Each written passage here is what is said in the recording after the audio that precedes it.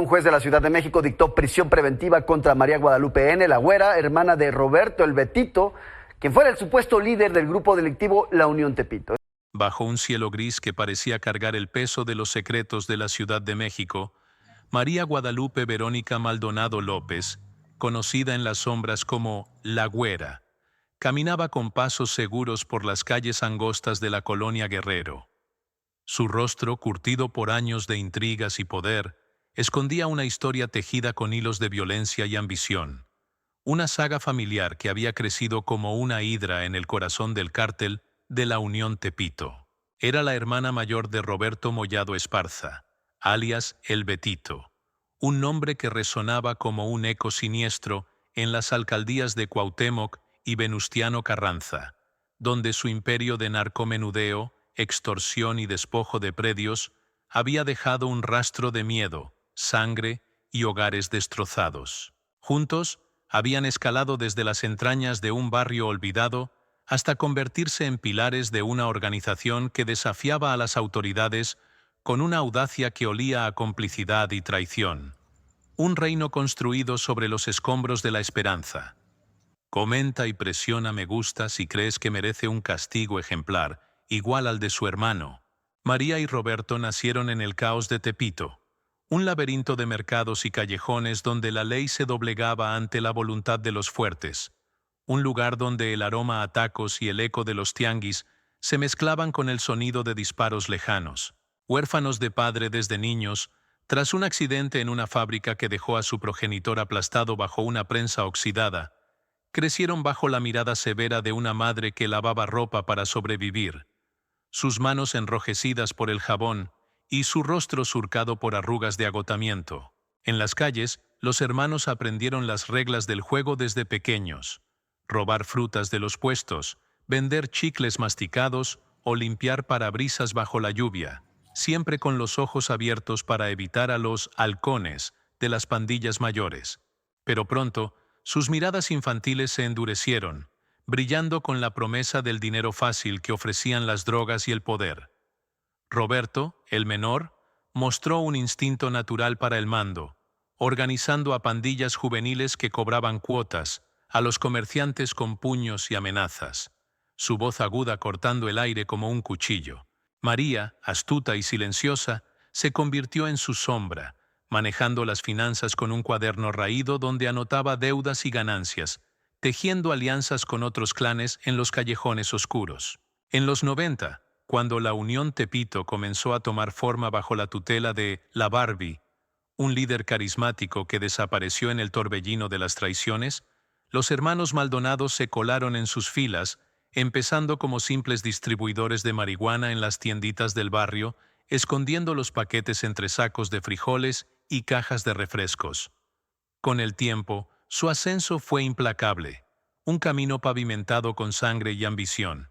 Roberto, apodado El Betito, por su rostro infantil que contrastaba con su crueldad despiadada, se ganó la confianza de los líderes al liderar ejecuciones contra rivales de la Fuerza Antiunión, dejando cuerpos desfigurados como advertencias en las esquinas de Tepito y Morelos. Su firma era un tiro en la frente, un mensaje grabado en la carne que decía: «Aquí mandamos nosotros». María, la güera, por su piel clara que destacaba en la penumbra de los tugurios, se especializó en el arte de la extorsión, usando su carisma para presionar a propietarios y arrancarles predios en la colonia Guerrero, que luego revendía a precios irrisorios a constructores corruptos. Su estrategia era implacable. Primero enviaba a matones a amenazar, luego negociaba con una sonrisa y finalmente firmaba documentos falsos en notarias cómplices. Juntos, construyeron una red que abarcaba desde el narcomenudeo en centros nocturnos, donde las luces neón ocultaban el intercambio de cristal, hasta el cobro de piso en mercados, con contactos que se extendían hacia el Estado de México, Morelos y hasta los márgenes de Puebla. Desde prisión, donde El Betito purga una condena de 43 años tras su captura en 2022, en un operativo fallido en Tlalnepantla, seguía dictando órdenes a través de María y otros operadores, usando mensajes codificados en cartas que pasaban por manos de familiares. Su imperio se sostenía con sangre. lealtades compradas y un sistema de informantes que se infiltraba en las filas policiales. Un engranaje que giraba con la precisión de un reloj envenenado. Pero el 6 de junio de 2025, el destino de la Güera cambió. Omar García Harfuch, el implacable secretario de Seguridad y Protección Ciudadana, había puesto sus ojos en ella tras meses de inteligencia que olía a sudor, traición y café frío en las madrugadas. Harfuch, un hombre cuya carrera estaba marcada por sombras de controversia, acusaciones de nexos oscuros y el eco de Ayotzinapa, y victorias resonantes, coordinó una operación quirúrgica para arrancar a María de las calles, un golpe que prometía sacudir los cimientos de la Unión Tepito. La pista comenzó con un soplo anónimo, una voz temblorosa que llegó a las 2:13 de la madrugada del 5 de junio, desde un teléfono público en la colonia Morelos.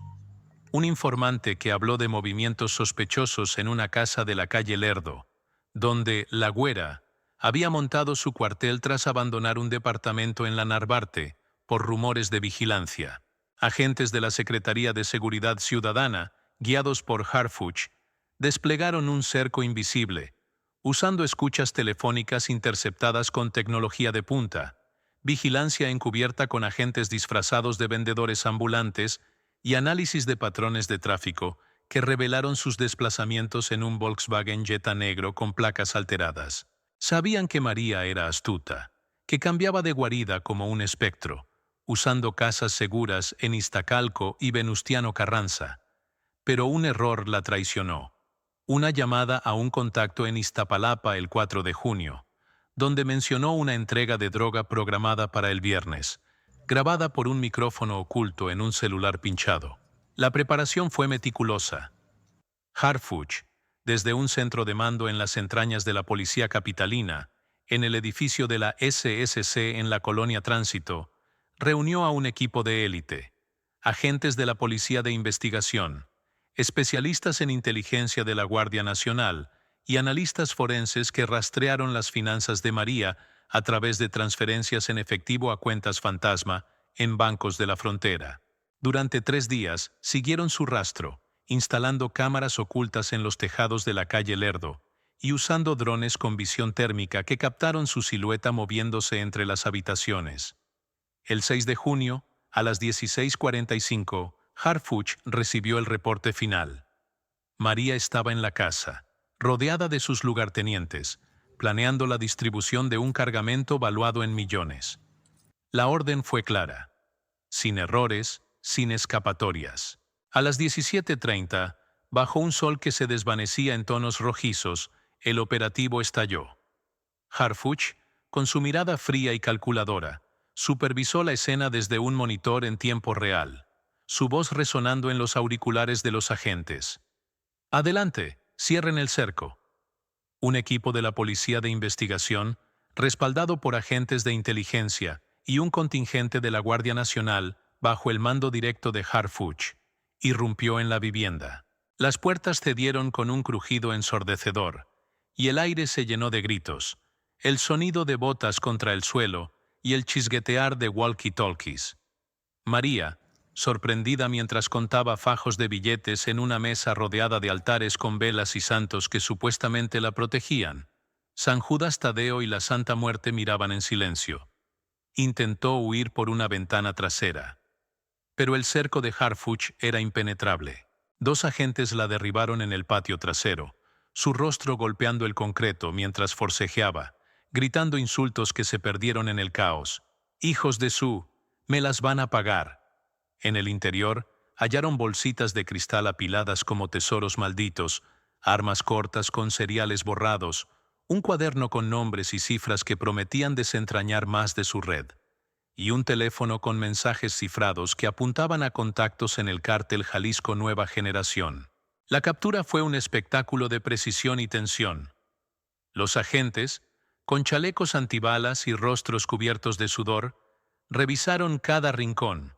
Bajo las camas encontraron escondites con más droga. En el baño un falso tanque de agua ocultaba dinero en efectivo, y en la cocina un horno disimulaba un compartimento con documentos falsos. Harfuch, desde su puesto de mando, ordenó un análisis inmediato de las evidencias, consciente de que cada detalle podía llevarlo a los capos que aún operaban desde la sombra. María fue esposada con manos temblorosas, su cabello desordenado y su mirada llena de odio, mientras era subida a una camioneta blindada rumbo al Centro Femenil de Reinserción Social de Tepepan. En el trayecto intentó sobornar a los agentes con promesas de millones, pero el silencio de estos fue su única respuesta. A las 19:12, Harfuch anunció la captura en una conferencia de prensa, su tono firme pero cargado de advertencias. Esto es solo el comienzo. Seguiremos desmantelando estas redes hasta que la justicia prevalezca. La prensa estalló con titulares: Cae la güera, la reina de la Unión Tepito, y Harfuch da otro golpe al narco. En las calles de Guerrero, el silencio era pesado, un murmullo de temor y respeto que se mezclaba con rumores de venganza. Vecinos contaron cómo María llegaba en noches oscuras, escoltada por hombres armados, y cómo las luces de su casa parpadeaban como señales en código. Pero también surgieron sospechas. ¿Quién filtró su ubicación a Harfuch? ¿Fue un traidor dentro de su propia red o un informante pagado por el gobierno? Harfuch, consciente de las acusaciones que lo persiguen, vínculos con el narco, sombras en Ayotzinapa, usó este triunfo para reforzar su imagen. Aunque las preguntas persisten. ¿Quién avisó a María de los movimientos antes del golpe? ¿Y qué pactos oscuros aún protegen a los que quedan? La güera, una reina destronada, lleva consigo secretos que podrían temblar las estructuras del poder, y Harfuch lo sabe. La investigación liderada por Harfuch no se detuvo. Al día siguiente, 7 de junio, un equipo forense analizó el cuaderno encontrado, desentrañando una lista de nombres que incluía a policías municipales, notarios y hasta un diputado local con propiedades sospechosas. Los mensajes del teléfono revelaron coordinaciones con un operador en Toluca, y las transferencias bancarias apuntaban a cuentas en Panamá y Belice, sugiriendo una red internacional que iba más allá de la Unión Tepito. Harfuch ordenó redadas simultáneas en Iztapalapa y Ecatepec, deteniendo a 3 lugartenientes de María, pero las preguntas seguían quemando. ¿Por qué el Betito seguía mandando desde prisión y quién facilitaba su comunicación? Agentes encubiertos infiltrados en el penal de máxima seguridad de Almoloya reportaron visitas sospechosas de abogados y familiares, llevando mensajes en sobres sellados. La captura de María resonó en el bajo mundo. En los bares de Tepito, los parroquianos susurraban sobre la caída de la güera, mientras los líderes de la Unión Tepito se reunían en casas seguras, planeando represalias. Harfuch, desde su oficina, revisó informes de inteligencia que sugerían un posible ataque contra agentes y reforzó la seguridad en las zonas calientes. El 9 de junio, a las 12:13 p.m., un enfrentamiento en la colonia Morelos dejó 2 agresores muertos y un agente herido, un recordatorio de que la guerra no había terminado.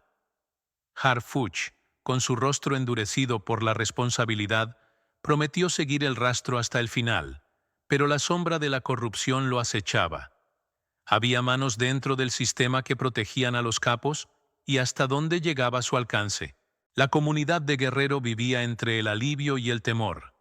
Ancianos recordaban cómo María llegaba con regalos para los niños, ganándose lealtades, mientras las madres lloraban por los jóvenes reclutados por su red. Activistas exigían justicia, organizando marchas frente al Zócalo, pancartas que decían: «¡Basta de impunidad!». Harfuch, en un discurso el 10 de junio, juró desmantelar la estructura completa, pero las dudas persistían. ¿Sería este otro golpe pasajero o el comienzo de una limpieza real? La güera, en su celda, guardaba silencio, pero sus ojos prometían que la historia estaba lejos de terminar. En los días siguientes, Harfuch intensificó la presión. El 8 de junio, un operativo en la colonia San Rafael desmanteló un punto de distribución vinculado a María, capturando a un sobrino suyo que llevaba un tatuaje con el símbolo de la Unión Tepito. Los interrogatorios revelaron que María había planeado una expansión hacia el sur de la ciudad usando a menores como correos humanos. Harfuch, con su equipo, analizó videos de seguridad que mostraban a María reunida con un hombre misterioso en un restaurante de Polanco, un encuentro grabado el 3 de junio que podría conectar a la red con políticos corruptos. La investigación se adentró en un laberinto de cuentas offshore, propiedades en Acapulco y sobornos a funcionarios menores, cada pista un hilo que Harfuch seguía con obsesión. La caída de La Güera dejó un vacío en la Unión Tepito, pero también un torbellino de retaliación. El 10 de junio, a las 10:45 am, un atentado con granadas fallido contra una patrulla de Harfuch en la calzada Ignacio Zaragoza alertó a las fuerzas. Harfuch, indemne pero con el rostro tenso, ordenó un despliegue masivo, cerrando avenidas y revisando cada vehículo. La prensa especulaba sobre una guerra interna en el cártel, pero Harfuch sabía que el verdadero enemigo estaba en las sombras, protegido por un sistema que aún no había purgado. La Güera, en su celda, comenzó a hablar, revelando nombres de policías y jueces, un testimonio que podría cambiar el rumbo, pero también poner en riesgo su vida. La historia de María y Roberto era un espejo de la Ciudad de México, un reflejo de una sociedad donde el poder se compra con sangre y el silencio es moneda corriente.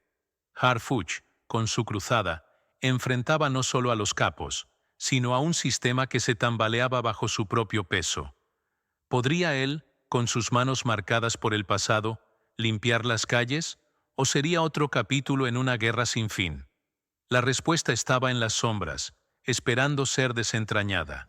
Dale like y comenta si crees que el secretario Harfuch está haciendo un excelente trabajo con todas estas detenciones.